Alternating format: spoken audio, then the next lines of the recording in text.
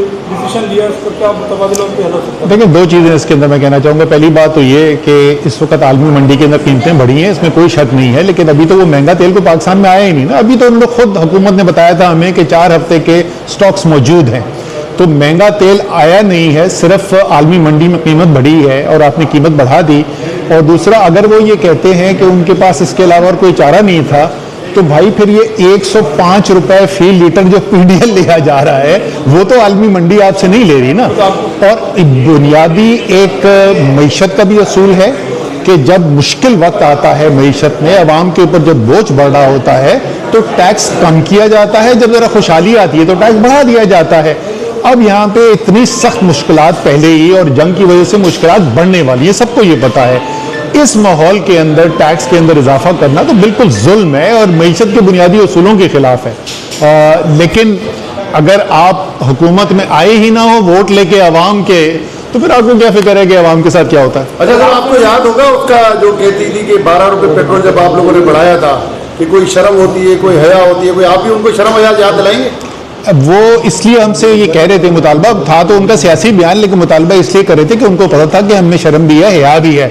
जिसमें शर्म हया हो ही ना तो उससे क्या मुतालबा किया जाए? महंगाई मुकाओ मार्च किया था इन लोगों ने, याद होगा आपको? एक अभी तक मुझे याद है, वो एक बाबा जी की तस्वीर बनी थी, वो गाड़ी में बैठे हुए हैं, वो कह रहे हैं चलो चलो इस्लामाबाद चलो। 125 रुपए लीटर पेट्रोल के साथ मैं जिंदगी कैसे गुजारूंगा?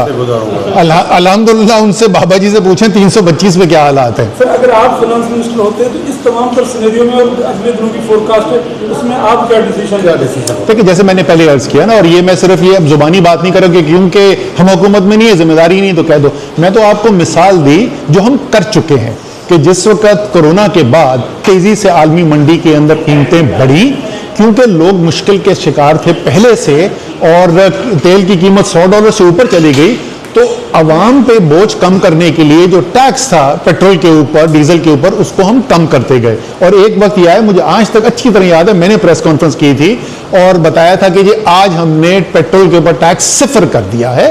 सो इस वक्त ठीक है, आपसे रेवेन्यू का भी डिमांड है, लेकिन भाईजान आप जरा मुझे ये बता देना कि पिछले 2 साल 3 साल के अंदर तनख्वाहदार के ऊपर तो 3 गुना टैक्स बढ़ गया, आपने पेट्रोल की कीमतें बढ़ाते चले गए। ज़रा ये तो बता दें कि जो अरबपति सरमायाकार हैं, जो बड़ी बड़ी ज़मीनें रखने वाले हैं, जो रियल एस्टेट के बड़े बड़े बादशाह हैं, उनसे कितना टैक्स इकट्ठा किया गया? तो ये बहाना कि जी मुल्क चलाने के लिए हमें पैसे चाहिए, थोड़े से, वैसे अगर आपको पैसों की ज़रूरत है मैं बता सकता हूँ, वो जो जहाज़ खरीदा है ना अभी, तो वो जहाज़ बेच दें, उससे कुछ पैसे वापस मिल जाएंगे। अच्छा, एक सवाल आपने मुझसे सवाल पूछा, एक सवाल मेरा भी है। हाँ भाई, ये वज़ीर आज़म ने ऐलान फॉर्म 47, पूरी बात करनी चाहिए, फॉर्म 47 वज़ीर आज़म ने कौम को बताया था कि मैं पैसे अपने कपड़े बेच के महंगाई कम करूंगा। ऐसा ही है। वो अपने कपड़े बेचने की बात कर रहे थे या अवाम के कपड़े बिकवाने की बात कर रहे थे?